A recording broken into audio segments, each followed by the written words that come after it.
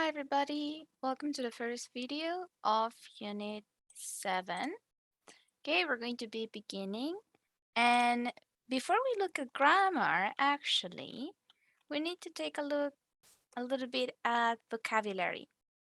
There were some expressions and some words in the first part of the lesson that we can use to describe places and other things as well. The first vocabulary word that we have is atmosphere, and it refers to the feeling or mood that you get from a certain place. For example, the first picture looks like a very lively place, a very busy place. There's lots of people.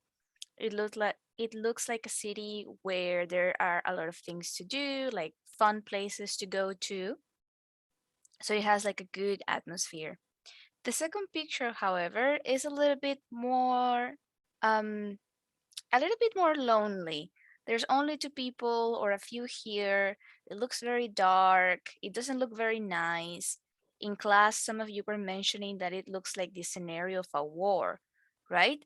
So this is a this is what atmosphere refers to, the feeling or mood that you get from a certain place. Then we also have neighborhoods, and a neighborhood is similar to a district or an area in a city. It would be something similar to our colonias or vecindarios. They usually have certain names, or they have specific limits that differentiate one neighborhood from another. We have block, very easy. It's what the city is usually divided into. Okay, son bloques o cuadras right here. We have public transportation, which obviously includes taxis, the subway, trains, buses, or other kinds of transportation that are available to the public. Okay, the public or the users usually have to pay a certain price to use them, but it is accessible for everyone. We have the word build up. The difference between these and the other words is that build up is an adjective.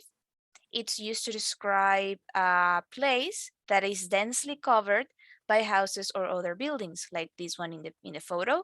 Almost every single space here is covered by a certain building. In Spanish, this is known as urbanizado. It means there's lots of buildings in a certain place.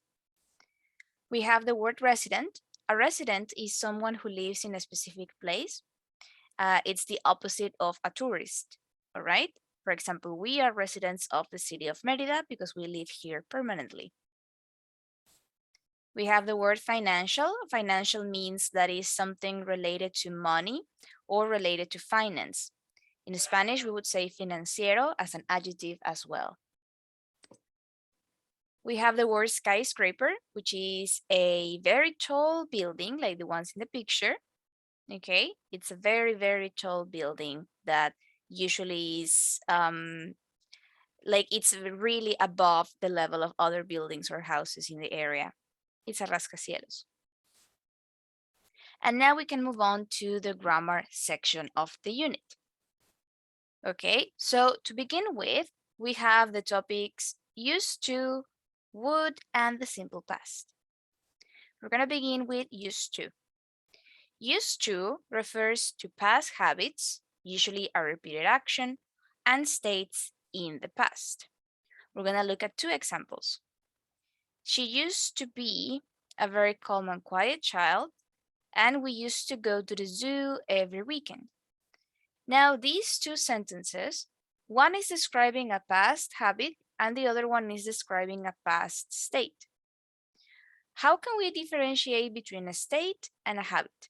Well, usually a state describes a person or a place. It describes something physically, like the appearance of it. It describes the emotions or the feelings. Okay, so we can describe something physically, we can describe it in the aspect of personality, or we can describe feelings. Those three aspects are usually states. We consider them as states. And a past habit is usually an action that can be done physically. So, between these two examples, the first one is a state. She used to be a very calm and quiet child. Ella solía ser una niña muy calmada y muy callada. La estoy describiendo en personalidad. She used to be very calm and quiet. And the second one is a past habit because it says, we used to go to the zoo every weekend. Go is an action that refers to movement. Nosotros solíamos ir al zoológico cada fin de semana. Okay, so we have this verb that is specifically talking about an action. And I just told you how we can translate these sentences. Ella solía ser una niña muy calmada y callada. Nosotros solíamos ir al zoológico cada fin de semana. That's how we can translate it. We also have the word would. Now, in contrast with the past, the last structure used to, would is only used to talk about past habits. Okay, again, in the past. We cannot describe states with the word or with the verb would. It's just not the appropriate structure, and it sounds a little bit weird if we try to do it. That's why we can say things like, when I was younger, my family and I would often get together for Christmas. I'm talking about something that would happen often with a certain regularity, maybe every 2 years or every year, for example. Okay, cuando yo era joven, mi familia solía reunirse para Navidad.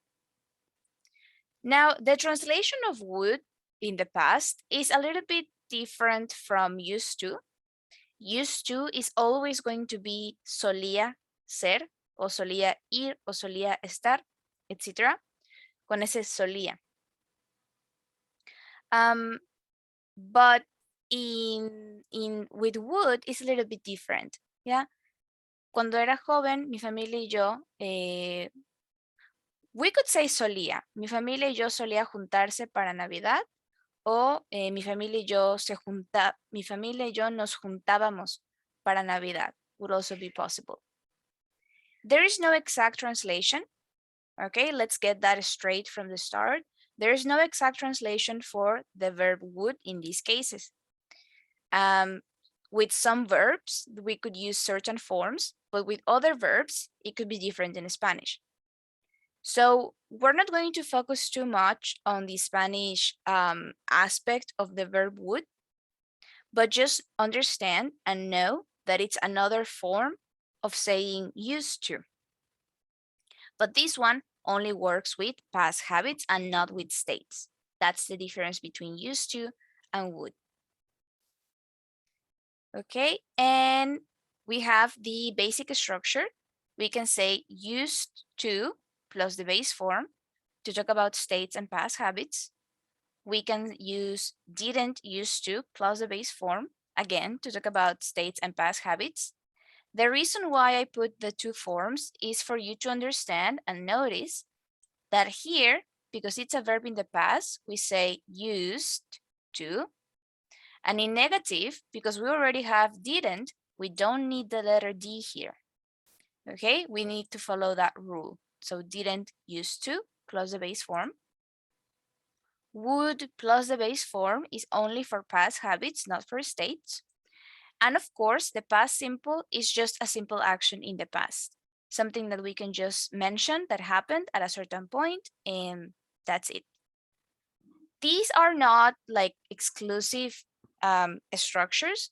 That means that certain sentences or certain ideas can be put in more than one form, depending on the context, the message, and what exactly we want to say.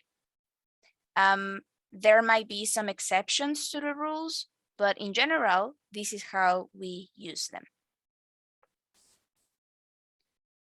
Now, after this, what we're going to do is I'm leaving a link to a exercise in the message below this video in the platform. And you have to do that exercise and you have to turn it in before next week. Okay, because I'm going to be sending the second part of the unit at the end of the week, so you need to complete that exercise. The limit date is going to be specified in the platform message, as well as the link for that exercise. If you have any questions, you can write them down and we'll see each other next class to solve any remaining doubts. Until then, take care guys. I'll see you in class. Bye bye.